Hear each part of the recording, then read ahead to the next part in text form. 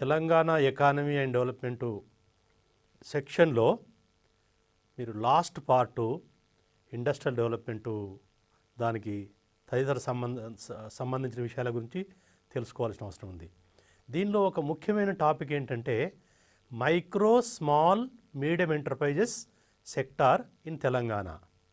అంటే సూక్ష్మ, చిన్న మరియు మధ్య తరహా పరిశ్రమలు తెలంగాణ రాష్ట్రంలో ఎలా ఉన్నవి, వాటి పరిస్థితుల గురించి తెలుసుకోవాల్సిన అవసరము ఉన్నది.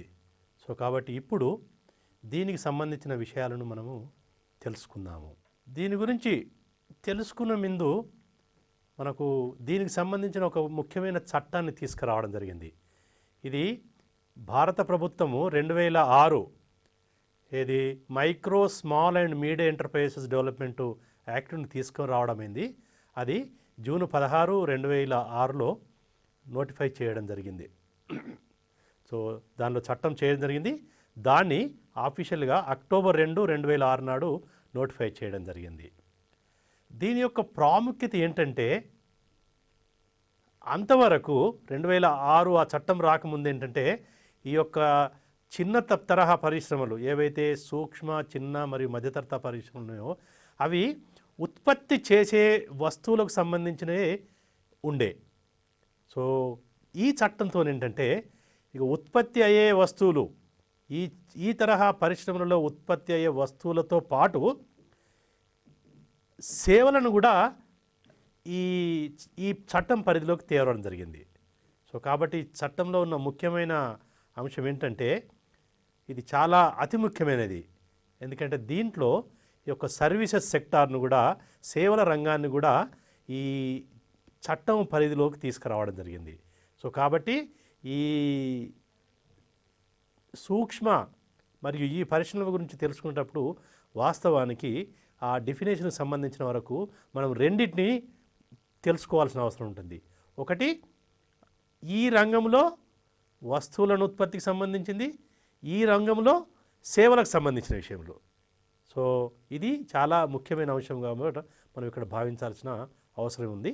సో కాబట్టి ఈ చట్టం ఎప్పుడు తేబడ్డది, ఎప్పుడు నోటిఫై చేయబడ్డది, దీని యొక్క ప్రాముఖ్యత ఏంటనేది మీరు ఈ సందర్భంగా గుర్తుపెట్టుకోవాల్సిన అవసరం ఎంతైనా ఉన్నది.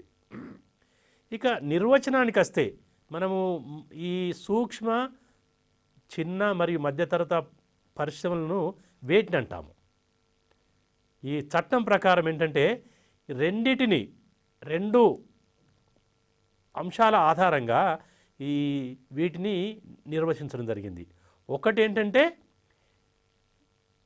ఈ ప్లాంట్లో మన మెషినరీ మరియు పెట్టుబడికి సంబంధించిన అంశాల ఆధారంగా ఒకటి. రెండవది ఏంటంటే ఈ యొక్క సర్వీసెస్ సెక్టార్లో పెట్టిన పెట్టుబడి అంశంగా దీన్ని నిర్వచించడము జరిగింది. సో కాబట్టి ఏంటంటే ఈ నిర్వచనం చేసేటప్పుడే క్లియర్గా ఈ రెండు అంశాలు, ఒకటి ఏంటంటే మ్యానుఫ్యాక్చరింగు, ఉత్పత్తి చేసే వస్తువులకు సంబంధించిన ఒక అంశము, ఉత్పత్తి మరియు ప్రాసెసింగు, ప్రిజర్వేషన్ ఏవైతే వాటికి సంబంధించిన ఒకటి.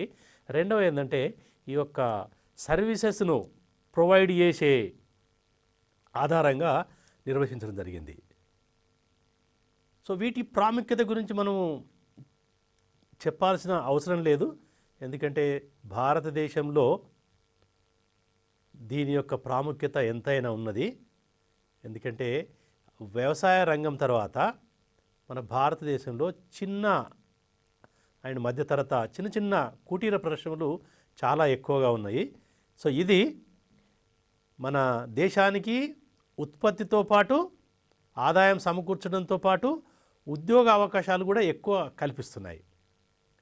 ఎందుకంటే ఎక్కువ ఈ తరహా పరిశ్రమలు ఎక్కువ కూడా లేబర్ని ఎక్కువ ఉపయోగించేటి కాబట్టి అది ఉపాధి అవకాశాల దృష్టిలో కూడా ఈ పరిశ్రమల యొక్క ప్రాముఖ్యత చాలా ఎక్కువగా ఉన్నది. కాబట్టి వీటినన్ని దృష్టిలో పెట్టుకొనే ఈ చట్టం తీసుకొని రావడం జరిగింది.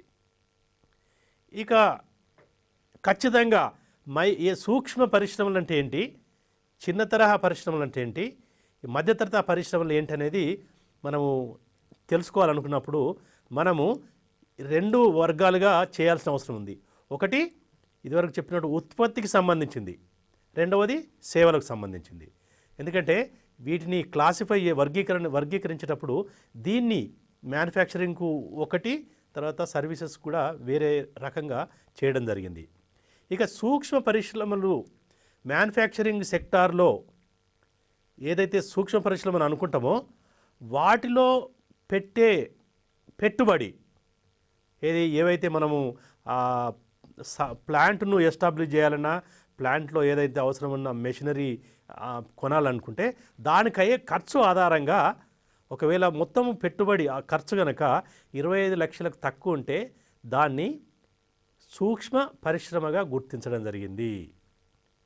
సో కాబట్టి ఉత్పత్తి రంగం దృష్ట్యా సూక్ష్మ పరిశ్రమలో 25 లక్షల కంటే ఎక్కువ పెట్టుబడి, 20 లక్షల కంటే తక్కువ పెట్టుబడి పెడితేనే దాన్ని సూక్ష్మ పరిశ్రమగా మనం వర్గీకరించడం జరుగుతుంది. అదే సూక్ష్మ పరిశ్రమగా ఎప్పుడు అనుకుంటాము, అది సర్వీస్ సెక్టార్కి వచ్చే వరకు అది 10 లక్షల కంటే తక్కువే ఉండాలి.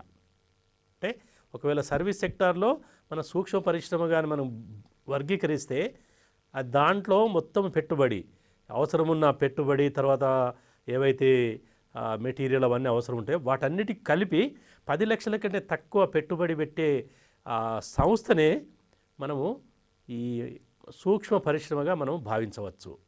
సో కాబట్టి ఈ మ్యానుఫ్యాక్చరింగు ఆధారంగా, సర్వీసెస్ ఆధారంగా వీటిలలో తక్కువ పెట్టుబడి అవసరము, ఆ తక్కువ పెట్టుబడి ఉంటే తప్ప వాటిని మైక్రో పరిశ్రమని మనం పరిగణించడం జరగదు.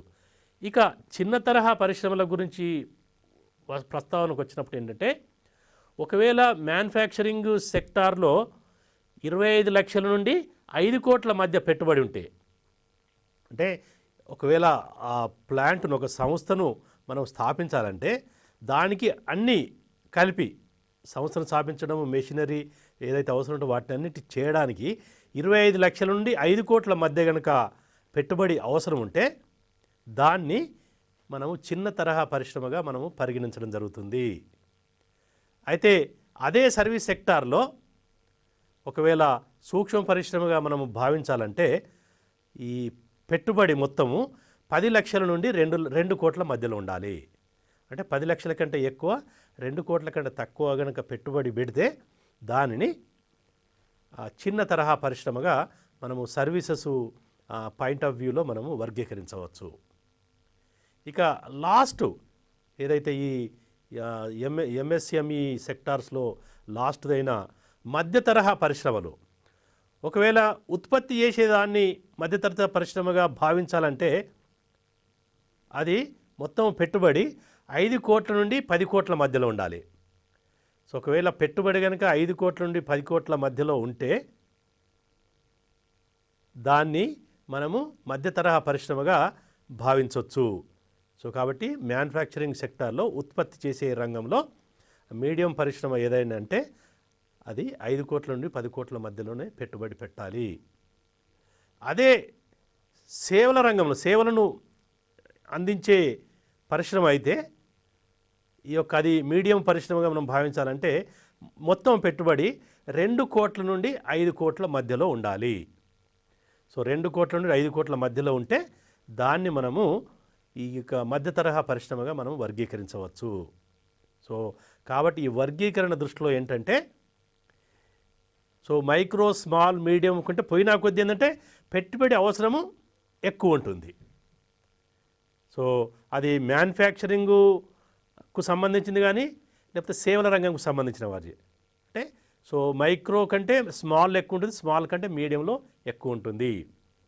ఇక రెండవది ఏంటంటే దీన్ని బట్టి భావించిందంటే మ్యానుఫ్యాక్చరింగు చేసే పరిశ్రమలో ఏదైతే మూలధనం ఉంటుందో అది సేవలను అందించే పరిశ్రమ కంటే ఎక్కువగా ఉంటుంది. సో ఈ రెండింటిని మనం గుర్తుంచుకోవాల్సిన అవసరం ఉంటుంది.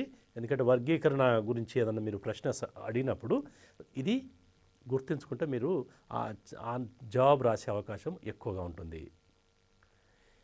ఇక వర్గీకరణ వచ్చినప్పుడు, వర్గీకరణ మన గురించి ఆల్రెడీ చెప్పుకున్నప్పుడు ఈ యొక్క మొత్తం అన్ని కలిపి సూక్ష్మ, చిన్న తరహా మరియు మధ్య తరహా పరిశ్రమలు అన్నింటినీ కలిపినప్పుడు అవి మన తెలంగాణ రాష్ట్రంలో ఎన్ని ఉండే, అవి ఎలా మార్పు చెందాయి, వాటిలో పెట్టుబడి ఎంత పెట్టారు, ఎంతమందికి ఉపాధి అవకాశాలు ఈ ఈ రంగం ద్వారా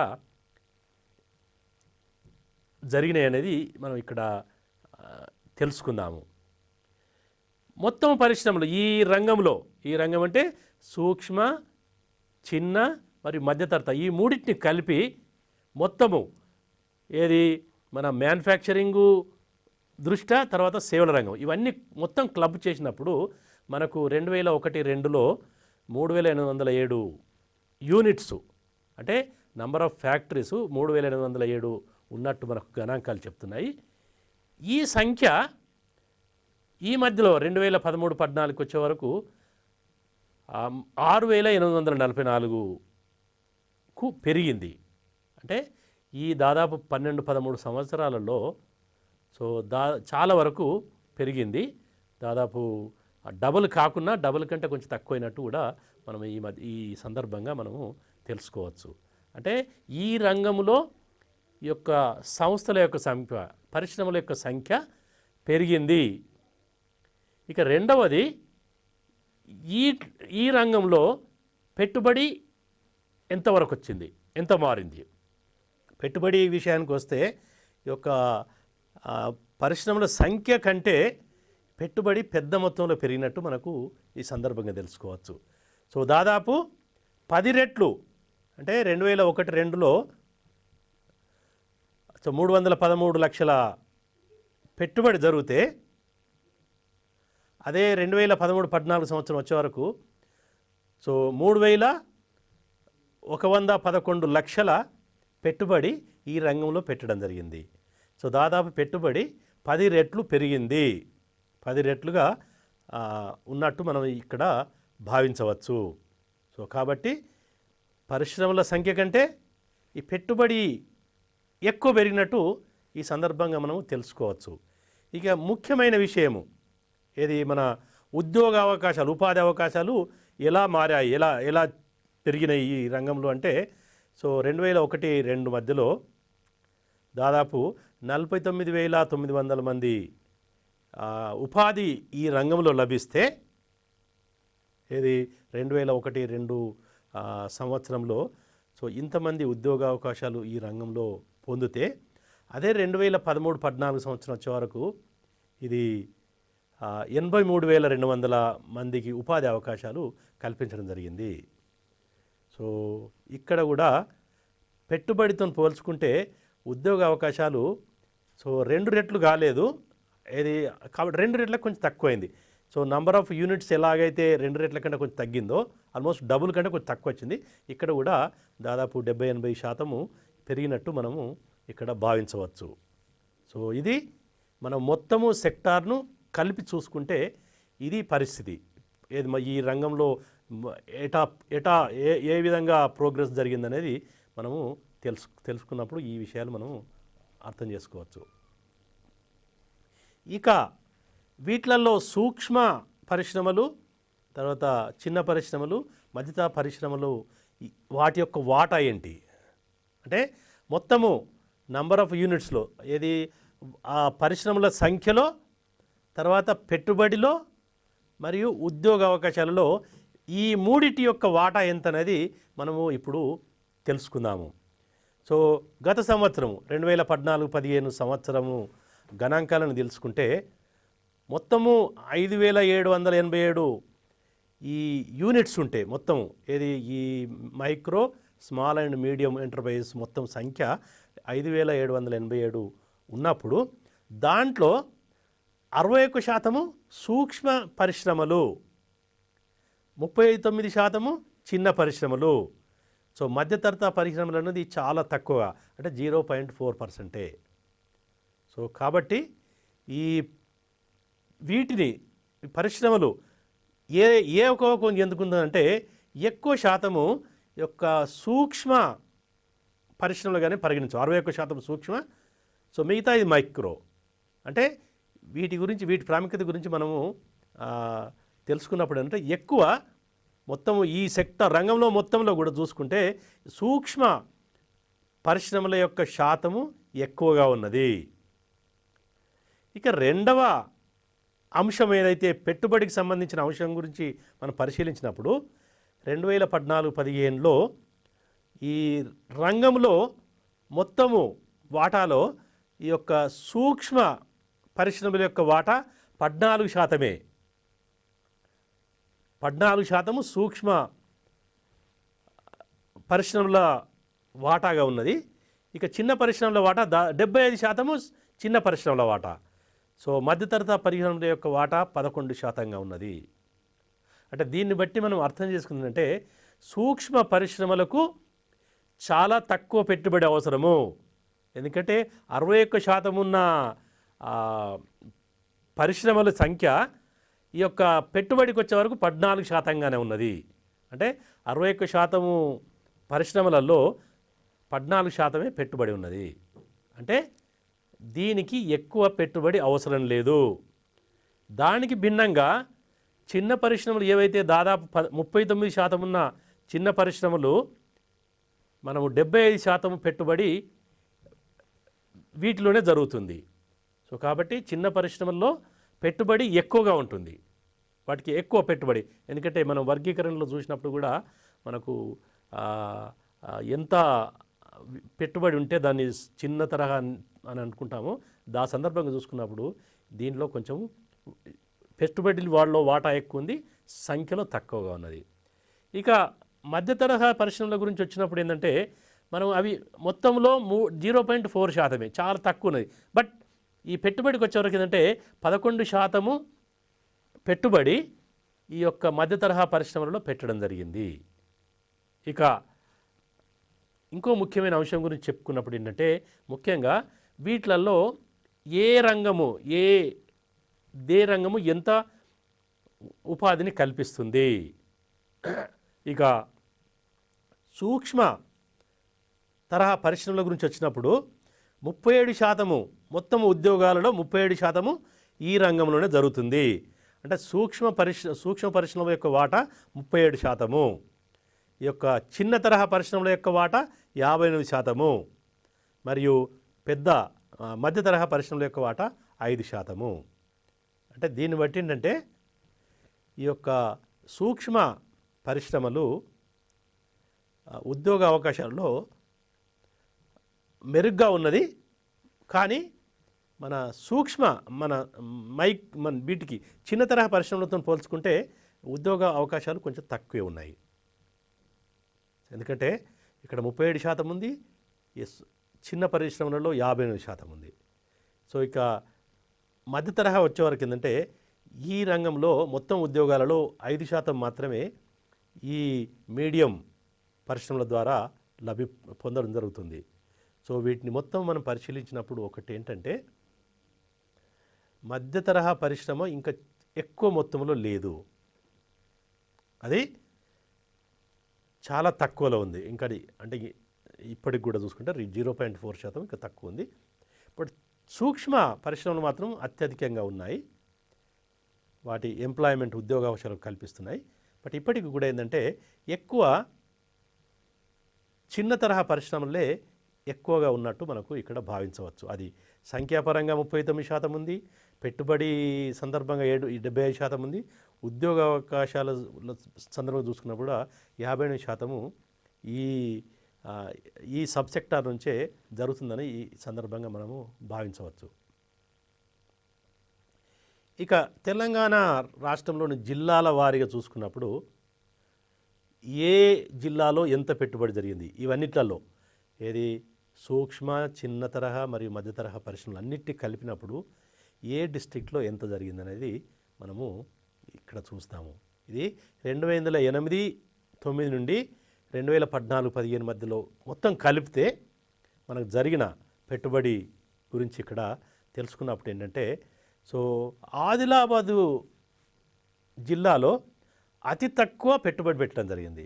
అది మొత్తము 22,520 కోట్ల పెట్టుబడి మొత్తం జరిగితే ఈ రంగంలో మొత్తము జరిగితే దానిలో ఆదిలాబాద్ జిల్లాలో 338 కోట్లే పెట్టుబడి పెట్టడం జరిగింది. గరిష్టంగా మ్యాక్సిమము ఈ రంగారెడ్డి డిస్ట్రిక్ట్లో 10,885, అంటే కొంచెము సగానికంటే కొంచెం తక్కువ. మొత్తం తెలంగాణ రాష్ట్రంలో మొత్తంలో సో దాదాపు 45-50%, 45% దాదాపు ఈ యొక్క రంగారెడ్డి డిస్టిక్లోనే పెట్టడం జరిగింది. దాని తర్వాత ఎక్కువ మనము గమనించాల్సింది ముఖ్యంగా హైదరాబాద్ డిస్టిక్లు, హైదరాబాద్ రంగారెడ్డి. హైదరాబాద్లో దాదాపు 1903 కోట్ల పెట్టుబడి పెట్టడం జరిగింది. రంగారెడ్డి డిస్టిక్లో 10,885 కోట్లు. అంటే 22,520 కోట్లలో 10,885 కోట్లు రంగారెడ్డి డిస్టిక్లోనే పెట్టడం జరిగింది. సో రంగారెడ్డి మరి హైదరాబాద్ రెండింటిని కలుపుకుంటే సో ఎక్కువ మొత్తము దాదాపు 60% పెట్టుబడి ఈ 2 డిస్టిక్లోనే పెట్టడం జరిగింది. సో మిగతా డిస్టిక్లో కొంచెం అటు నల్గొండలో, కొంత మహబూబ్నగర్లో, మెదక్లో ఏవైతే చుట్టుపక్కల ఉన్నాయో కొన్ని ప్రాంతాలు ఈ పరిశ్రమలను పెట్టడం. ఫర్ ఎగ్జాంపుల్ మెదక్కి వచ్చినప్పుడు పటాన్ చెరువు అంటారు. తర్వాత వేరే డిస్ట్రిక్ట్ వచ్చి ఏదో ఒక చిన్న ప్రాంతం ఆడ కొన్ని పరిశ్రమలు పెట్టడం. సో బట్ మొత్తానికైతే ఈ హైదరాబాద్ చుట్టుపక్కల ఈ చిన్న పరిశ్రమలు కూడా, చిన్న మధ్యతరగతి పరిశ్రమలు కూడా ఎక్కువ ఈ హైదరాబాద్ చుట్టుపక్కల ప్రాంతంలోనే కేంద్రీకృతమైనట్టు మనం దీన్ని బట్టి భావించవచ్చు. అంటే ఇది శుభసూచకం కాదు. ఎందుకంటే మనం పెద్ద పెద్ద పరిశ్రమలు పెట్టాలనుకున్నప్పుడు కొన్ని అవస్థాపన సౌకర్యాలు చూడాల్సిన అవసరం ఉంటుంది. సో అవి ప్రతి డిస్టిక్లో పెట్టడం అవకాశం ఉండదు. ప్రతి డిస్టిక్లో అవి కల్పించడం అంత సులభ సాధ్యం కాదు. కానీ ఈ చిన్న తరహా మరియు చిన్న తరహా పరిశ్రమలకు పెద్ద మొత్తంలో అవస్థాపన సౌకర్యాలు అవసరం ఉండవు, చిన్నవి. ఇప్పుడు అవి ప్రతి డిస్టిక్లో పెట్టడానికి అవకాశం ఉంది. అయినప్పటికీ కూడా అవి కూడా ఈ హైదరాబాద్ చుట్టుపక్కలనే కేంద్రీకృతం కావడం జరిగింది. సో కాబట్టి దీన్ని దృష్టిలో పెట్టుకొని వచ్చే సంవత్సరాలలో వికేంద్రీకరణ జరగే దృష్ట్యా చర్యలు తీసుకోవడము ఎంతైనా అవసరం అనేది ఈ సందర్భంగా మనము గ్రహించవచ్చు. ఇక ఈ రంగం అన్నప్పుడు ఏంటంటే అన్నీ కలిపి చెప్పడం. ఎందుకంటే వాటిని ఒక్కొక్కటి సపరేటు చెప్పడము అంత డీటెయిల్గా సాధ్యం కాదు. కాబట్టి ఇవన్నిటికీ కామన్గా ఉన్న సమస్యలు ఏంటి అంటే ముఖ్యంగా సూక్ష్మ, చిన్న మరియు మధ్య తరహా పరిశ్రమలు ఏవైతే ఉన్నాయో వాటి యొక్క సమస్యలు. ఎందుకంటే మనకు తెలుసు మన పరిశ్రమ రంగంలో పెద్ద పరిశ్రమలకు ఒక రకమైన సమస్యలు ఉన్నాయి, ఇటువంటి పరిశ్రమలో కూడా ఒక రకమైన సమస్యలు ఉన్నాయి. ఆ సమస్యలు ఏంటనేది మనం ముఖ్యంగా ఇక్కడ ప్రస్తావించవచ్చు. ఎందుకంటే మొదలు ఆ సమస్యలు ఏంటని తెలుసుకుంటే వాటి పరిష్కారాలు ఎలా చేయాలి, పరిష్కారాలు చేయాలంటే ప్రభుత్వం ఎటువంటి చర్యలు తీసుకోవాలనడానికి అవకాశాలు ఉంటాయి దాని గురించి. సో కాబట్టి ఫస్ట్ మనము ఈ యొక్క సమస్యలు ఏంటి, ముఖ్యంగా ఈ తరహా రంగం ఫేస్ అనేది మనం ఇప్పుడు క్లుప్తంగా తెలుసుకుంటాము. సో పరిశ్రమ ఏదైనా కావచ్చు, సూక్ష్మ కానీ, మధ్య కానీ, చిన్న కానీ, పెద్దది కానీ, దానికి కావాల్సిందంటే మూలధనము చాలా అవసరము. సో ఈ ముఖ్యమైన సమస్యలలో మూలధనం కొరత అనేది ఈ పరిశ్రమ ఎదుర్కొంటున్న సమస్యలో ముఖ్యమైన సమస్య అంటే మూలధనం యొక్క కొరత. ఇది ఒకటి. సో కాబట్టి ఇది ఎదుర్కోవాలంటే ఏం చేయాలని తర్వాత తెలుసుకుందాం. ఇక రెండవ సమస్య ఏంటంటే, ఎందుకంటే ఈ రంగంలో ఉత్పత్తి చేయాలన్నా, సేవలను అందించాలన్నా వీటికి కావాల్సింది రా మెటీరియల్, ముడి పదార్థాలు అవసరం ఉన్నంత సమయంలో నాణ్యమైన ముడి పదార్థాలు అందుబాటులో ఉండాలి. బట్ ఇక్కడ ఏం జరుగుతుందంటే ఈ యొక్క ముడి పదార్థాల సరకు అందుబాటులో రెగ్యులారిటీ లేదు, ఇర్రెగ్యులర్ అన్నది. ఒకసారి వస్తుంది, ఒకసారి రాదు. ఎందుకంటే అది సరి అయిన సమయానికి అందకపోతే దాని యొక్క ప్రభావం ఉత్పత్తిపై ఉంటుంది, ఉత్పాదకతపై ఉంటుంది, ఉద్యోగ అవకాశాలపై ఉంటుంది. సో రా మెటీరియల్ అనేది కంటిన్యూగా సప్లై అనేది ఎటువంటి పరిస్థితుల్లో ఇబ్బంది కలగకుండా ఉండాలి. బట్ ఇప్పుడు వీళ్ళ సమస్య ఏంటంటే ఈ యొక్క ముడి పదార్థాల యొక్క సౌలభ్యత సక్రమంగా లేదనేది ఈ సందర్భంగా మనము తెలుసుకోవచ్చు. ఇక మూడో ఏంటంటే తక్కువ సామర్థ్యాన్ని, తక్కువ సామర్థ్యం అంటే ఒకవేళ కనుక ఒక పరిశ్రమను, ఒక సంస్థను, లేకపోతే ఒక మెషిన్ను కనుక మనం ఉదాహరణకు ఒక రోజులో ఎన్ని గంటలు నడిపించడానికి అవకాశం ఉందనుకోండి, అది మొత్తము గంటలు నడిపించినప్పుడు మనకు ఈ యొక్క ఉత్పాదకత స్థాయి మ్యాక్సిమం ఉన్నట్టు, గరిష్టంగా ఉన్నట్టు చెప్పవచ్చు. అంటే ఇప్పుడు ఒకవేళ 100 యూనిట్లు ఉత్పత్తి చేసే సామర్థ్యం ఉన్నప్పుడు 100 యూనిట్లు, 100 కాదు 80, 90 యూనిట్లు మనం ఉత్పత్తి చేసినా అది మంచి సామర్థ్యం కలిగి ఉన్నట్టు మనం భావించవచ్చు. దీనికి భిన్నంగా చాలా తక్కువ ఉత్పత్తి చేస్తే అప్పుడు అది ఆ సంస్థ సమర్థవంతంగా పనిచేయడం లేదనేది మనం ఇక్కడ భావించవచ్చు. సో మనకు తెలిసిన వివరాలను దృష్టిలో పెట్టుకుంటే దాదాపు 50-60% కంటే ఎక్కువ ఉపయోగించుకోవడం లేదు. అంటే 100 యూనిట్లు ఉత్పత్తి చేసే అవకాశాలు ఉన్నప్పటికీ మనము 50-60 యూనిట్ల కంటే ఎక్కువ ఉత్పత్తి చేయడం లేదు. సో మిగతా అది మనం ఐడియల్ కెపాసిటీగానే మనం భావించవచ్చు. అంటే అవసరం ఉంటే అంత పెంచవచ్చు, అంతవరకు పోవచ్చు, కానీ పోయే అవకాశాలు కనబడడం లేదని మనం ఈ సందర్భంగా ఈ సమస్యల గురించి ప్రస్తావించినప్పుడు తెలుసుకోవాల్సిన అవసరం ఎంతైనా ఉంది. అయితే వీటిలలో ఎందుకంటే సాంకేతిక పరిజ్ఞానము ప్రతి రంగంలో పెరుగుతుంది, కానీ దీనికి వచ్చేవరకు ఏంటంటే ఈ సాంకేతిక పరిజ్ఞానము అనుకున్నంత పెంపొందించకపోవడం ఒకటి, ఆ పెంపొందించిన దాన్ని వీళ్ళు ఉపయోగించుకోకపోవడము. అంటే సాంకేతిక పరిజ్ఞానం అందుబాటులో ఉన్నదా లేదా, ఓకే, అందుబాటులో లేకపోవడం ఒక ఎత్తు, ఉన్నదాన్ని వాడకపోవడం ఒకటి. సో ఇక్కడ 2 సమస్యలు ఉన్నాయి. కొన్నింటిలో ఇంకా సాంకేతిక పరిజ్ఞానము అనుకున్నంత డెవలప్ కాలేదు. బట్ ఎక్కడైతే కొంచెం డెవలప్ అయిందో దాన్ని అందుబాటులోకి తీసుకురావాలంటే కూడా ఈ పరిశ్రమ కొంచెం ఇబ్బందులు పడుతున్నట్టు ఈ సందర్భంగా గుర్తు చేసుకోవాలి. ఇక ముఖ్యంగా ఏంటంటే వీళ్ళు ఉత్పత్తి చేసిన వస్తువులు కానీ సేవలు కానీ ఇప్పుడు బహిరంగ మార్కెట్లో అమ్ముకున్నప్పుడు వీళ్ళకు పోటీ ఎదురుపడుతుంది. పోటీ అంటే పెద్ద పెద్ద కంపెనీస్ మన ఇండియాలో ఉన్న కంపెనీస్ కానీ, తెలంగాణలో ఉన్న కంపెనీ కానీ, లేకపోతే వేరే దేశం నుంచి వాటి కూడా పెద్ద మొత్తంలో పోటీ రావడం జరుగుతుంది. సో ఇది పోటీతత్వాన్ని నిలదొక్కునే అంత స్థాయికి ఎదగలేదు కాబట్టి సో ఇది సమస్య. అంటే ఉత్పత్తి చేసిన దాన్ని మార్కెట్ చేయలేకపోవడము, దానివలన రకరకాల సమస్యలు కూడా మనకు తలెత్తాయి అనేది ఈ సందర్భంగా మనము గుర్తుపెట్టుకోవాలి. ఇక ఏవైతే అవస్థాపన సౌకర్యాలు అంటే వేరే వాటితో పెద్ద పెద్ద పరిశ్రమలతో పోల్చుకుంటే వీటికి అంత పెద్ద మొత్తంలో అవసరం లేనప్పటికీ వీటికి కూడా కొంతవరకు మినిమం కావాలి. ఈ మినిమం అయిన ఏదైతే మనకు రవాణా సౌకర్యాలు, ఎలక్ట్రిసిటీ మరియు మన సమాచారము మిగతా ఏవైతే ఉన్నాయో అవి కూడా అనుకున్న పరిధిలో లేనట్టు మనకు ఈ మధ్యలో గణాంకాలు చెప్తున్నాయి.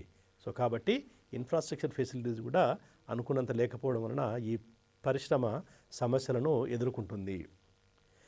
ఇక ఇంకొకటి ఏంటంటే సో వేరే వాటితో చూసుకుంటే ఈ పరిశ్రమకు ఈ యొక్క స్కిల్డ్ మ్యాన్ పవర్ అంత ఎక్కువ స్కిల్డ్ కాకపోవచ్చు, బట్ వీటికి కూడా కొంచెం skilled, semi skilled man power మన తర్వాత ముఖ్యంగా యూత్ పవర్ ఏదనుకుంటామో ఇది అవసరం ఉన్నది. కానీ ఒకవైపు మనం విద్య అవన్నీ పెరిగినప్పటికి కూడా ఇంకా కొన్ని క్రిటికల్ స్కిల్స్ ఏవైతే ముఖ్యమైన స్కిల్స్ ఏవైతే ఉన్నాయో అవి ఇంకా అనుకున్నంత లభ్యత కావడం లేకపోవడం వలన ఈ పరిశ్రమ దీన్ని కూడా ఈ సమస్య ఈ స్కిల్డ్ మ్యాన్ పవర్ షార్టేజ్ కూడా ఎదుర్కొన్నట్టు అక్కడక్కడ మనము గణాంకాలు చెప్తున్నాయి. ఇక లాస్ట్కి వచ్చే ఏంటంటే ఈ చిన్న తరహా ఇవన్నీ ఏంటంటే ఇవి ఆర్గనైజేషన్ అంటే సమర్థవంతంగా నిర్వహించాలంటే ఒక సిస్టమేటిక్ ఒక సక్రమంగా వీటిని రన్ చేయాలి. ఎందుకంటే అట్లా చేస్తేనే ఒక ఒకదానికొకటి సిస్టమేటిక్గా స్టెప్ బై స్టెప్ ఆర్గనైజేషన్గా ఉంటే తప్ప దీని యొక్క సామర్థ్యం పెరగదు. కానీ దురదృష్టవశాత్తు ఏంటంటే ఈ యొక్క ఆర్గనైజేషన్ ఎఫిషియన్సీ అనేది తక్కువ ఉన్నట్టు మనం భావించవచ్చు. సో కాబట్టి ఈ పైన ఈ అన్ని సమస్యలు కూడా యొక్క ఈ రంగాన్ని సూక్ష్మ, చిన్న మరియు మధ్య తరహా పరిశ్రమల రంగాన్ని కుంటుపడే దిశగా చేరుస్తున్నాయనేది ఈ సందర్భంగా మనము భావించవచ్చు. సో ఈ సిక్నెస్ దాని ఏంటంటే కుంటుపడడానికి కారణాలు కొన్ని మనం పైన పరోక్షంగా చెప్పినప్పుడు కూడా ఇప్పుడు ఏంటంటే క్లియర్గా ఈ యొక్క చాలా పరిశ్రమలు ఈ సూక్ష్మ, చిన్న మరియు మధ్యతర పరిశ్రమలో ఎక్కువ ఇండస్ట్రియల్ సిక్నెస్ గురి కావడం జరిగింది. సో కుంటుపడడం జరిగింది. కుంటుపడడం అంటే రన్ కాకపోవడం, క్లోజ్ చేయడము, క్లోజ్ చేయకుండా ఏదో మినిమంగా రన్ కావడము, రకరకాల సమస్యలతోని ఉన్నాయి. సో వీటన్నిటి కారణాలు ఏంటి అంటే ఈ రంగము కుంటుపడడానికి కారణం ఏంటి? ఇది భారతదేశానికి వర్తిస్తుంది, మన రాష్ట్రానికి కూడా వర్తిస్తుంది. కాబట్టి ఇది సిక్నెస్ అనేది సర్వసాధారణంగా ఉన్నట్టు గుర్తించడం జరిగింది. ఉండడానికి కారణాలు ఏంటనేది మనం ఈ సందర్భం చెప్పుకున్నప్పుడు అవి భారతదేశానికి వర్తిస్తాయి, అలాగే మన తెలంగాణ రాష్ట్రానికి కూడా వర్తిస్తాయి అనేది ఈ సందర్భం గుర్తు చేసుకోవాలి. ఈ కారణాలను ఇండస్ట్రియల్ సిక్నెస్ గల కారణాలను ముఖ్యంగా 2 వర్గాలుగా భావించవచ్చు. ఒకటి అంతర్గత కారణాలు, రెండవది బహిర్గత కారణాలు. అంతర్గత అంటే ఆ సంస్థకు సంబంధించిన సమస్యల వలన అదే కారణం. లేకపోతే రెండవ ఏంటంటే సంస్థకు సంబంధం లేకుండా బయట జరిగే పరిస్థితులు దీనిపై ప్రభావం కలుగజేయడము. సో కాబట్టి ఇవి 2 మన సంస్థ ఇంటర్నల్గా మరియు బహిర్గతంగా. సో ఇవి ఇంటర్నల్గా చూసుకున్నప్పుడు ఈ యొక్క సంస్థకు సంబంధించిన అంతర్గత కారణాల గురించి వచ్చినప్పుడు కొన్ని ఆల్రెడీ మనం చెప్పుకోవడం జరిగింది. వాటినే మళ్ళీ మనము బేరీజు వేసుకుందాం. ఇది మూలధనము లేకపోవడము, తర్వాత సరి అయిన ప్రణాళిక. ఎందుకంటే ఈ యొక్క ఒక సంస్థను చిన్నది కానీ పెద్దగా రన్ చేయాలంటే దానికి సరి అయిన ప్రణాళిక ఉండాలి. ప్రణాళిక ప్రారంభ దశ నుంచి అంతిమ వరకు అంటే ఒక సంస్థ అది సూక్ష్మం కానీ చిన్నది కానీ ఏదైనా కానీ అది పరిశ్రమ స్థాపించాలి, స్థాపించి ఉత్పత్తి చేయాలి, ఉత్పత్తి చేసిందని మార్కెటింగ్ చేయాలి. సో కాబట్టి ఏంటంటే ఈ వేరియస్ స్టేజెస్లో మనకు సరి అయిన ప్రణాళిక ఉండాలి. సో దురదృష్టవశాత్తు ఏంటంటే ఈ ప్రణాళిక సరిగా లేదనేది దానివలన ఈ రంగము కుంటుపడడానికి కారణం అనేది ఒకటి మనం ఈ సందర్భంగా తెలుసుకోవచ్చు. ఇక మూడవది ఏంటంటే ధర. సో ఉత్పత్తి చేసిన దానికి ధర కూడా ఈ పరిశ్రమను నిర్ణయించే పరిస్థితుల్లో లేదు. అది కాంపిటీషన్ వలన కానీ లేకపోతే ఇతరత్ర కారణాల వలన కానీ ధర నిర్ణయంలో కూడా ఈ పరిశ్రమ కొన్ని ఇబ్బందులు ఎదుర్కొంటున్నది. సో అది కూడా సిక్నెస్ కూడా కారణము. ఇంకోటి ఏంటంటే ఏవైతే ఉత్పత్తి పద్ధతులు ఉన్నాయో అవి సక్రమైన పద్ధతులు కాక అప్పుడప్పుడు తప్పుడు పద్ధతుల వలన, అంటే తప్పుడు పద్ధతులు అంటే తెలిసి తెలియక అంటే వేరే విధంగా ఉత్పత్తి చేస్తే ఎక్కువ రావచ్చు, దానికి భిన్నంగా వేరే విధంగా చేశాడు అనుకోండి, దానివల్ల ఏంటంటే ఉత్పత్తి తగ్గడం జరుగుతుంది, వ్యయం పెరగడం జరుగుతుంది. సో కాబట్టి ఈ రంగంలో ఉన్న సమస్య అంటే కొన్ని యూనిట్స్లో అక్కడక్కడ వాళ్ళకు అవగాహన ఉండి లేక యొక్క ఉత్పత్తి పద్ధతులను సరియైన పద్ధతులను ఉపయోగించడం లేదు. తర్వాత ఆల్రెడీ చెప్పుకున్నట్టు మార్కెటింగ్ ఫెసిలిటీసు అంటే ఉత్పత్తి చేయడం ఒక ఎత్తు, ఉత్పత్తి చేసిన దాన్ని మార్కెట్ చేయాలంటే దానికి వేరే స్కిల్స్ కావాలి. ఇక్కడ ఉత్పత్తి చేయడానికి సరైన అవగాహన ఉండొచ్చు, దానికి సంబంధించిన పరిజ్ఞానం ఉండొచ్చు, కానీ ఉత్పత్తి చేసిన దాన్ని అమ్ముకోవాలంటే అది అమ్మాలనుకుంటే దానికి ఎటువంటి చర్యలు అవసరం అనేది ఈ సందర్భంగా వాళ్ళకు అనుకున్న అవగాహన లేకపోవడం వలన ఈ సమస్య కూడా పేర్కొంటున్నారు చాలా వరకు. ఇక లాస్ట్ లేదంటే ఈ చిన్నతర పరిశ్రమలో వ్యక్తిగత అటెన్షన్ కూడా అవసరము. ఇక్కడ చాలా వరకు ఓన్ సొంతంగా పెట్టుకునే ఉంటాయి. సొంతంగా పెట్టుకుని ఒకరిద్దరు కొందరిని ఎంప్లాయ్ చేసుకొని తద్వారా చేయడం. సో కాబట్టి ఏంటంటే దాని కరెక్ట్ ఉండాలంటే పర్యవేక్షణ అవసరము. ఒక్కొక్కప్పుడు పర్యవేక్షణ లోపం జరిగితే కూడా వాటి నాణ్యత ఉత్పత్తి కూడా అనుకున్నంత లేకపోవచ్చు, తగ్గిన ఉత్పత్తిలో నాణ్యత కూడా లేకపోవచ్చు.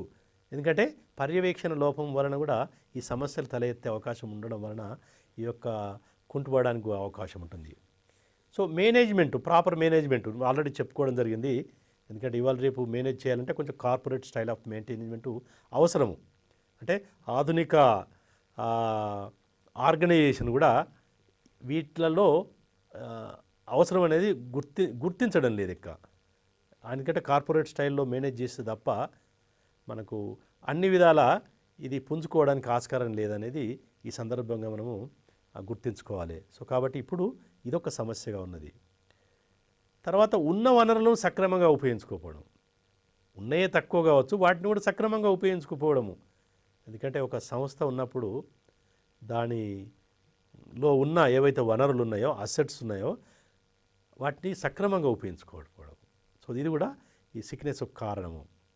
తర్వాత ఈ అన్నిటి వలన ఏంటంటే మనకు అంతర్గత కారణాల వల్ల ఈ మన ఇండస్ట్రియల్ సిక్నెస్, ఈ రంగంలో సిక్నెస్ ఉన్నదనేది ఈ విధంగా భావించవచ్చు. ఇక బహిర్గతంగా అంటే ఈ సంస్థకు సంబంధం లేదు, బట్ బయట జరిగే పరిస్థితులు దీనిపై ప్రభావం జరుగుతుంది దీనిపై. సో ఒక్కటి ఏంటంటే దీంట్లో మనం ముఖ్యంగా గుర్తించుకుంటే స్కిల్డ్ నాణ్యత గల మ్యాన్ పవర్ అనేది షార్టేజ్ ఉన్నది. అంటే సో ఎందుకంటే ఆ సంస్థ స్వతహాగా స్కిల్స్ను పెంపొందించుకోలేదు. స్కిల్డ్ లేబర్ కావాలంటే ఇది బయట నుంచి తీసుకోవాలి.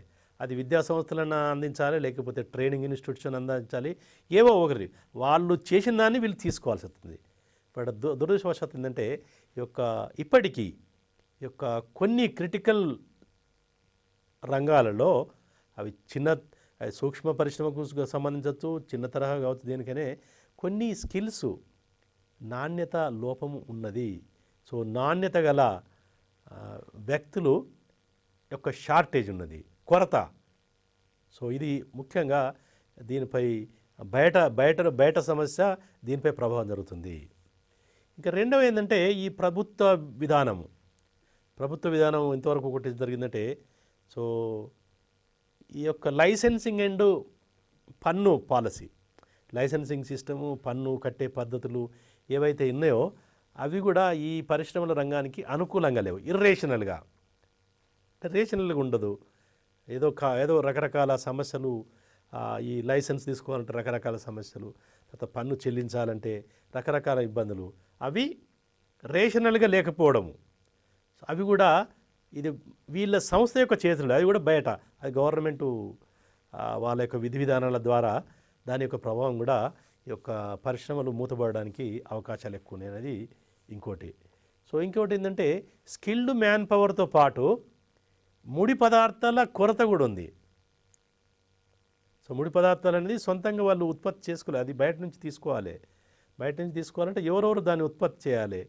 సో దాంట్లో రకరకాల సమస్యల వలన కొన్ని సందర్భాలలో ముడి పదార్థాల కొరత కూడా ఉండడం వలన ఈ పరిశ్రమలు మూలపడుతున్నాయనేది ఈ సందర్భం మనం గుర్తించుకోవచ్చు.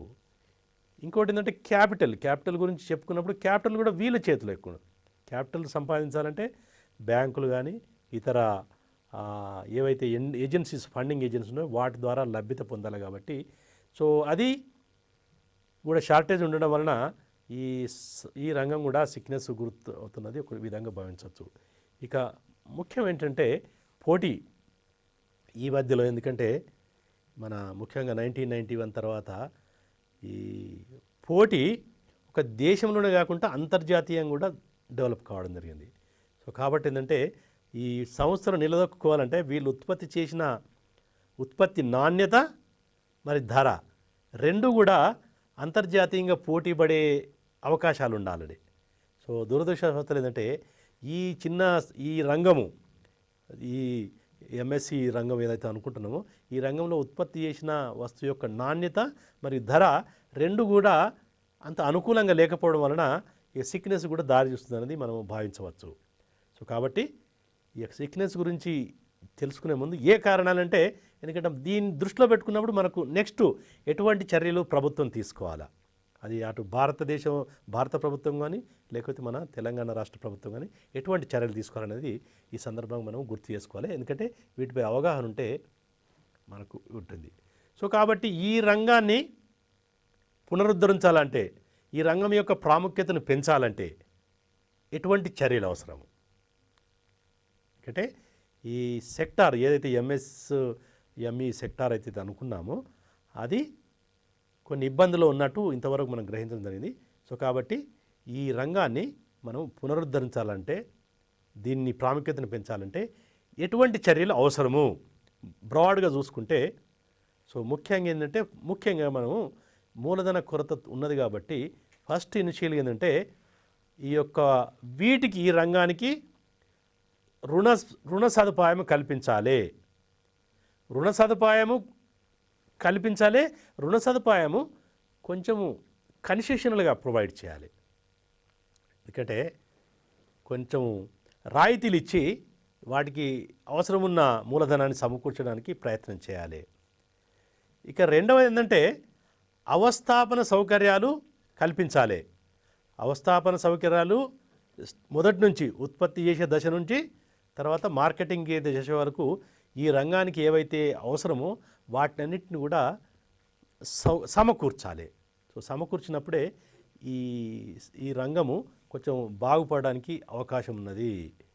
ఇక మూడవది ఏంటంటే ఈ యొక్క ముడి పదార్థాల యొక్క సప్లై రెగ్యులర్గా కంటిన్యూ కావాలి. ఎట్టి పరిస్థితుల్లో కూడా ఈ సప్లై ఆగొద్దు. సో ఆగొద్దంటే మనకు వాటి యొక్క లభ్యత ఉండాలి. లభ్యత ఉన్నదాన్ని ఈ యొక్క పరిశ్రమకు అందించాలంటే రవాణా సౌకర్యాలు కూడా ముఖ్యము. సో వీటన్నిటిని కూడా ఉంటే అప్పుడు మనము దీని గురించి మనము రెగ్యులర్గా సప్లైను అందుబాటులో తేవడానికి అవకాశం ఉంటుంది. ఇక ఫైనల్గా ఏంటంటే ఈ marketing facilities. So marketing facility ఉత్పత్తి చేసిన దానికి మార్కెటింగ్ ఫెసిలిటీస్ అతి ముఖ్యమైనది. సో దీనికి సందర్భించిన కూడా కొంచెము వీటికి ఫెసిలిటీస్ కల్పించాల్సిన అవసరము ఎంతైనా ఉన్నదనేది ఈ సందర్భం మనము గుర్తు చేసుకోవాలి. తెలంగాణ రాష్ట్రానికి వస్తే తెలంగాణ రాష్ట్ర ప్రభుత్వము ఈ రంగంపై ఎటువంటి చర్యలు తీసుకోవాలి? ఈ రంగం యొక్క ప్రాముఖ్యత పెంచాలంటే, ఎందుకంటే తెలంగాణలో ముఖ్యంగా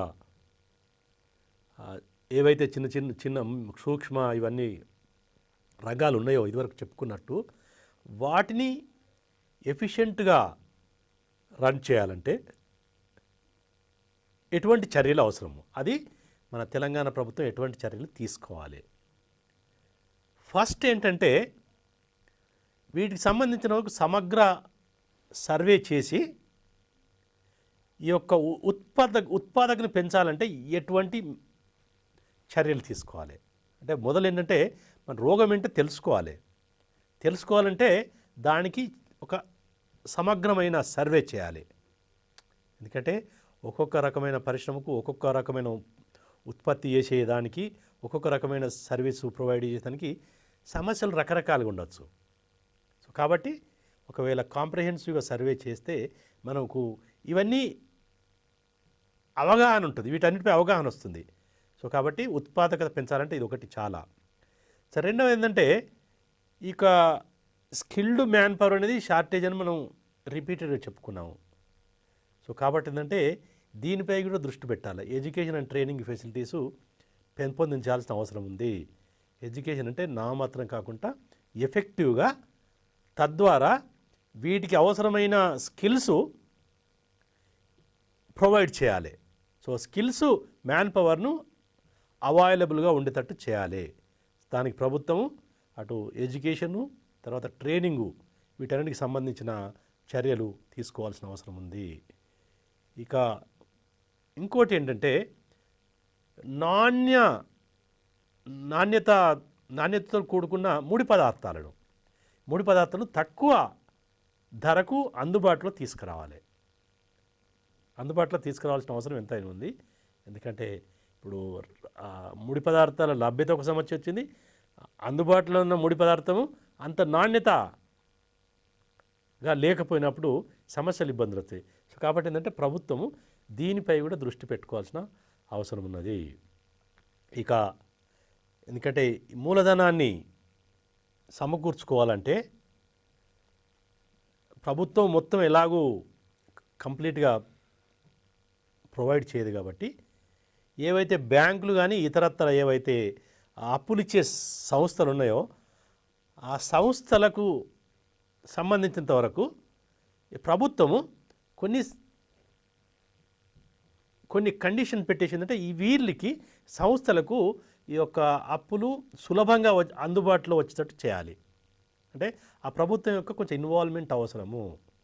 అంటే ప్రభుత్వం యొక్క వాటి యొక్క పార్టిసిపేషన్ లేకపోతే బ్యాంక్స్ మిగతా ఇన్స్టిట్యూషన్స్ ఉన్నాయో అవి వాళ్ళ రూల్ ప్రకారం అవుతాయి. సో గవర్నమెంట్ ఇంటర్వ్యూ అని అవి కొంచెం లిబరలైజ్ చేస్తే తద్వారా ఈ సంస్థలకు ఇవి అందుబాటులో రావడము, తక్కువ వడ్డీకి రావడము, అంటే అటువంటి సమస్యలు ఎదుర్కోకూడదు. తగిన మూలధనం సమకూర్చడానికి అవకాశం ఉంటాయి. కాబట్టి ఈ అన్నిటి దృష్టిలో కూడా ప్రభుత్వం కొన్ని చర్యలు తీసుకోవాల్సిన అవసరం ఉంది. ఇన్ఫ్రాస్ట్రక్చర్ గురించి మనం ఆల్రెడీ మాట్లాడుకున్నాము. సో ఇన్ఫ్రాస్ట్రక్చర్ ఏదైతే అవసరమో అది తప్పక దట్టిపట్టి ఎటువంటి ఇబ్బందులుగా ఉంటుంది. సో ఇంకోటి ఏంటంటే ఈ రంగాన్ని పోటీ నుండి, ముఖ్యంగా పెద్ద కంపెనీలు అంతర్జాతీయ క్యాపి నుంచి పోటీ నుంచి కొంచెం కాపాడాలి.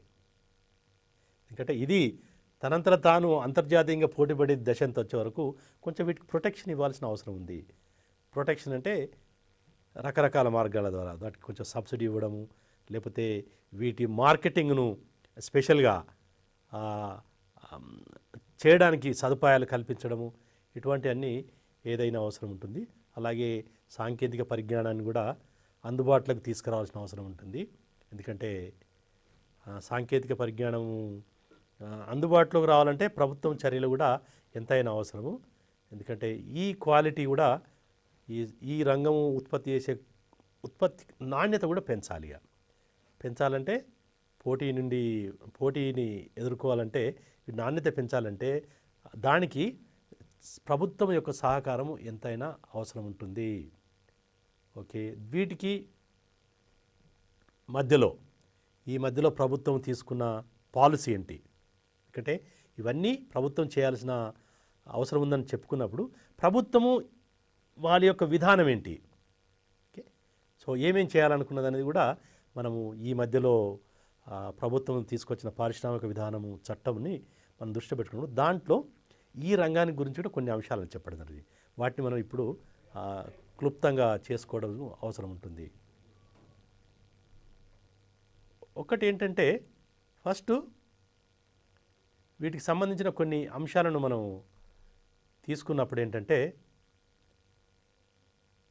ఈ రంగంలో కొంచెం స్పెషల్గా ఫోకస్ చేయడం జరిగింది. ఈ రంగంపై వాటిలో మొదట్లో ఏంటంటే వీటిని ఎస్టాబ్లిష్ చేయాలంటే వీటికి సపరేట్గా కొన్ని పార్క్స్ను ఎస్టాబ్లిష్ చేయాలనేది ప్రభుత్వం ఏంటంటే ఈ ప్రభుత్వము కొన్ని స్పెషల్ ఏరియాస్లో ఇండస్ట్రియల్ పార్క్స్ను వీటికి కేటాయించి వాటిలలో ఒక్కొక్క పరిశ్రమ పెట్టుకోవడానికి చిన్న చిన్న ప్లాట్స్ను ప్రొవైడ్ చేయడము ఈ ప్రభుత్వం యొక్క దృష్టిలో ఉన్నది.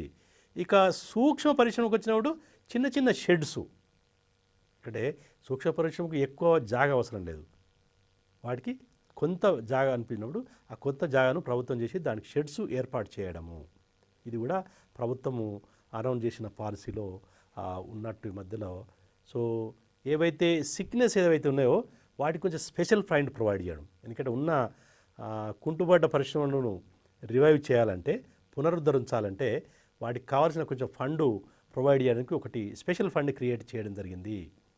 సో అలాగే కొన్ని చేసిన ఉత్పత్తులకు అంతర్జాతీయంగా గుర్తింపు ఉండడము, వాటికి పేటెంట్స్ కనుక చేయాలంటే వాటికి కూడా ఒక స్పెషల్ ఫండ్ క్రియేట్ చేయడం జరిగింది. సో అలాగే ఒక సంస్థ ఉత్పత్తి చేసిందని వేరే వాళ్ళు కాపీ కొట్టకుండా యాంటీ పైరేటింగ్, దానికి సంబంధించింది కూడా కొంచెము ఫండు క్రియేట్ చేయడం జరిగింది తెలంగాణ ప్రభుత్వము. ఓకే, తర్వాత సాంకేతిక పరిజ్ఞానాన్ని ఈ సంస్థకు ట్రాన్స్ఫర్ చేయడము, వాళ్ళ యొక్క సంస్థను మోడర్నైజ్ చేయడానికి ఏదైతే అవసరం ఉంటుందో దానికి కొంచెం ఫండ్ను క్రియేట్ చేసింది, కొంచెం అమౌంట్ను వీటికి ఈ యొక్క రంగానికి సూక్ష్మ స్మాల్ చిన్న మరియు మధ్యతరహా రంగానికి ఒకవేళ వాళ్ళు అప్డేట్ చేసుకోవాలంటే సాంకేతిక పరిజ్ఞానాన్ని వాళ్ళ సంస్థను మోడర్నైజ్ చేయాలంటే దానికి కొంచెం ఫండ్ క్రియేట్ చేసి తద్వారా ఈ రంగాలకు ప్రొవైడ్ చేయడం జరిగింది. ఇంకోటి ఏంటంటే ఒకవేళ ఎందుకంటే ఈ సంస్థలు పెట్టాలంటే మనకు భూమి అవసరము. సో భూమి అవసరం ఉన్నప్పుడు మనం భూమి ఒక పర్టికులర్ కేటగిరీ కింద ఉంటుంది. ఒక్కొక్క ప్రాంతంలో భూమి ఇది వ్యవసాయానికి సంబంధించింది, ఇది ఒకటే ఈ తరహాకు చెందినది. కాబట్టి మనము ఆ భూమిని దేనికైతే కేటాయించారో అటువంటి వాటికే ఉపయోగించుకోవాలి. కానీ మనం ఒకవేళ సంస్థ కానీ మన ఇండస్ట్రీ కానీ వేరే ప్రాంతంలో ఫర్ ఎగ్జాంపుల్ వ్యవసాయానికి కేటాయించిన భూమిలో మనం పరిశ్రమలు పెట్టాలంటే దానికి కొన్ని ప్రొసీజర్స్ ఉంటాయి, అంటే కన్వర్షన్ ఉంటాయి. ఆ కన్వర్షన్ చేయాలంటే కొన్ని ఛార్జెస్ ఉంటాయి, రకరకాల ఉంటాయి మార్గాలు ఉంటాయి, రకరకాల మార్గాల ద్వారా ఏదైతే ఉంటుందో వాటిని కన్వర్షన్ చేస్తారు. దానికి కొంచెం డబ్బు చెల్లించాల్సి వస్తుంది. కాబట్టి ప్రభుత్వం ఏముందంటే ఒకవేళ ఈ ల్యాండ్ కన్వర్షన్ కూడా ఏదైతే అవసరం ఉంటుందో అది ప్రభుత్వమే భరిస్తుంది. ఒకవేళ కన్వర్షన్ ఛార్జెస్ కనుక ఇంతకంటే తక్కువగా ఉంటాయి ప్రభుత్వమే భరిస్తుంది అనేది నిర్ణయించడం జరిగింది. ఇక ఏంటంటే మార్కెటింగ్ అసిస్టెన్స్, ఒకవేళ రకరకాల ఫేర్స్ ఉంటాయి, అది జాతీయంగా అంతర్జాతీయంగా ఏంటంటే అప్పుడప్పుడు ఈ మేళాలు అంటారు, ఇది వస్తువులను అమ్ముకోవడానికి ఎగ్జిబిషన్స్ కానీ ఎక్కడ అమ్మేవాళ్ళు కొనేవాళ్ళు అందరూ కలుస్తారో అక్కడ వాళ్ళు అమ్ముకోవాలనుకుంటే వేరే ఎగ్జిబిషన్కి వెళ్ళాలంటే ఎగ్జిబిషన్లో వాళ్ళ యొక్క ఉత్పత్తులను డిస్ప్లే చేయాలంటే అక్కడ ఖర్చుతో కూడుకున్నది. కాబట్టి దానికి సంబంధించిన అసిస్టెన్స్ ఏదైతే డబ్బు రూపకం కానీ లేకపోతే వేరే ఫెసిలిటీస్ రూపకం కానీ ఈ యొక్క చేయడానికి ప్రభుత్వము నిర్ణయించుకున్నది. ఓకే, సో ఇవన్నీ ఏంటంటే వీటి యొక్క అవసరాల గురించి దృష్టిలో పెట్టుకోవడానికి కూడా ఒకటి స్పెషల్గా ఒక ప్యానెల్ కూడా తయారు చేయడం జరిగింది. తర్వాత వీటి యొక్క రుణ సదుపాయాలను తీసుకోవాలంటే ఒకటి రాష్ట్ర స్థాయిలో బ్యాంకర్స్తో కూడుకుని ఒక కమిటీని చేయడం జరిగింది. ఎందుకంటే ఈ కమిటీ వీళ్ళ యొక్క రుణ సదుపాయాలకు సంబంధించిన అంశాల గురించి నిర్ణయాలు తీసుకోవడానికి ఒక కమిటీ ఇచ్చింది. అలాగే ఈచ్ ఏరియాలో డిసెంట్రలైజ్డ్ ప్రొసీజర్ అంటే వికేంద్రీకరణ జరిగిందంటే ఒక్కొక్క ప్లేస్లో ఇండస్ట్రియల్ ప్రమోషన్ ఆఫీసర్సు అంటే ఒక ఇండస్ట్రీస్ని ప్రమోట్ చేయడానికి ప్రభుత్వం తరఫున ఈ ప్రమోషన్ ఆఫీసర్స్ను కూడా అపాయింట్ చేయడం అనేది ఈ ప్రభుత్వ విధానంలో ఒక భాగము. ఇక రెండవ దానికి సంబంధించి ముఖ్యంగా ఇంతవరకు ఏం చెప్పుకున్నాము మనము, ముఖ్యంగా ఎటువంటి ఫెసిలిటీస్ కడదండి, ఇది ద్రవ్య రూపంలో ఎలా ఉన్నది అంటే దీన్ని మనం physical benefits to micro small and medium enterprises అంటే ద్రవ్య రూపకంగా ఈ రంగానికి ఎటువంటి సదుపాయాలు కలగజేస్తుంది. ఒకటి ఏంటంటే first 100% reimbursement of stamp duty అంటే 100% ఈ యొక్క స్టాంప్ డ్యూటీ ఏదైతే మనం అవసరం ఉంటుందో అది మొత్తాన్ని రీపే చేయడం జరుగుతుంది. ఎందుకంటే ఒకవేళ పరిశ్రమ కనుక భూమి తీసుకుంటే లేకపోతే ట్రాన్స్ఫర్ చేసుకుంటే దానికి సంబంధించిన ఏదైతే ఖర్చులు ఉంటాయో అది మొత్తాన్ని ప్రభుత్వం భరిస్తుంది. ఒకవేళ మొదలు సంస్థ యజమాని భరిస్తే తర్వాత ప్రభుత్వం అతనికి రీఎంబర్స్ చేస్తుంది. ఒకవేళ భూమిని కనుక కౌలుకు లీజుకు తీసుకుంటే భూమి కానీ లేకపోతే షెడ్ కానీ బిల్డింగ్ కానీ తీసుకుంటే లేకపోతే మార్టిగేజ్ కూడా చేసుకుంటుందంటే దానికి సంబంధించిన స్టాంప్ డ్యూటీ కూడా ప్రభుత్వమే భరిస్తుంది 100%. ఇక ఇంకోటి ఏంటంటే 10 లక్షలకు మించకుండా ఒక భూమి యొక్క వ్యయంపై 25% రిబేట్ ఇస్తుంది. అంటే ఒకవేళ ఒక ప్రాంతంలో నువ్వు భూమి కొనుక్కోవాలనుకుంటే ఇండస్ట్రియల్ పార్క్లో కానీ ఇండస్ట్రియల్ ఎస్టేట్స్లో వీళ్ళకి కొన్ని కన్సెషనల్ రేటుకు ఇస్తారు. అంటే మార్కెట్ రేట్ కంటే తక్కువ, అంటే 20% ల్యాండ్ ఆ భూమి ధరలో 25% తక్కువ, 10 లక్షలకు ముంచకుండా 25% రిబేటు వీటికి ఇవ్వడం అనేది చాలా ముఖ్యమైన అంశంగా ఇక్కడ మనము ఉంటుంది. అలాగే ల్యాండ్ భూమి యొక్క కన్వర్షను 10 లక్షలకు మించకుండా 25% వరకు రిబేటు ల్యాండ్ కన్వర్షన్ ఛార్జెస్ మొత్తం భరిస్తుంది 10 లక్షలకు మించకుండా. తర్వాత ఈ యొక్క ఎలక్ట్రిసిటీ వాటికి సంబంధించిన ఖర్చును కూడా తక్కువ, ఏది ₹1 పర్ యూనిట్కి 5 సంవత్సరాలకు మనం ఉత్పత్తి ప్రారంభించిన నుండి 5 సంవత్సరాల వరకు విద్యుత్ శక్తి 1 యూనిట్కి రూపాయే. ₹1 పర్ యూనిట్ అనేది చాలా తక్కువ. ఎందుకంటే ఇండస్ట్రియల్ పరిశ్రమలకు ఛార్జ్ చేసే ఎలక్ట్రిసిటీ రేటు ఎక్కువగా ఉంటుంది. బట్ వీటికి ఏంటంటే ప్రభుత్వం ₹1కే 5 సంవత్సరాల వరకు ప్రొవైడ్ చేయడం జరుగుతుంది. తర్వాత ఏంటంటే 15% పెట్టుబడి సబ్సిడీ, ఏది మూలధనాన్ని సమకూర్చుకుంటాం కదా, మూలధనం సమకూర్చున్నప్పుడు 15% ప్రభుత్వం సబ్సిడీ వస్తుంది. అంటే 20 లక్షలకు మించకుండా 15% సబ్సిడీ ఈ యొక్క ప్రభుత్వము ఈ పెట్టుబడిపై ఇస్తుంది. సో ఇవన్నీ కూడా ఈ పరిశ్రమకు సంబంధించితే, ఈ యొక్క సూక్ష్మ, చిన్న మరియు మధ్యతరహా వాటికి.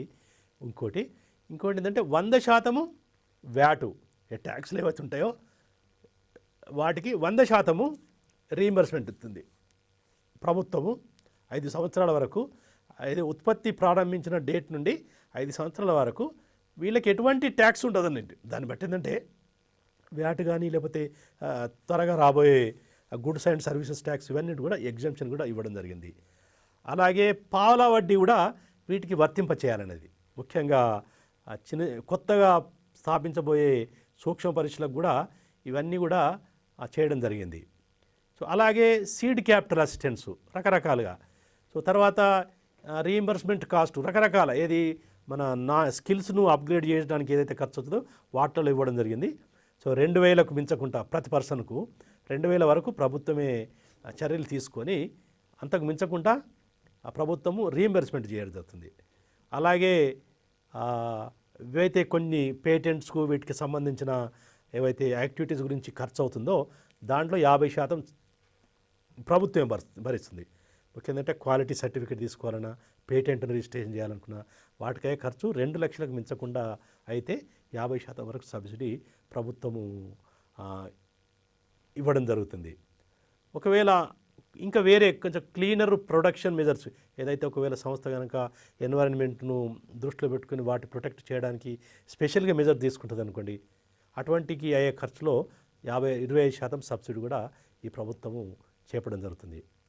ఇంకా రెండవ విధానం ఏంటంటే, ఇంతవరకు ఏంటంటే ఆల్ చిన్న, మధ్య అండ్ మిగతా వాటికి సంబంధించి వీటిలలో కూడా ఒకటి ఏంటంటే schedule caste, schedule tribe section కూడా ప్రత్యేకంగా చెప్పడం జరిగింది.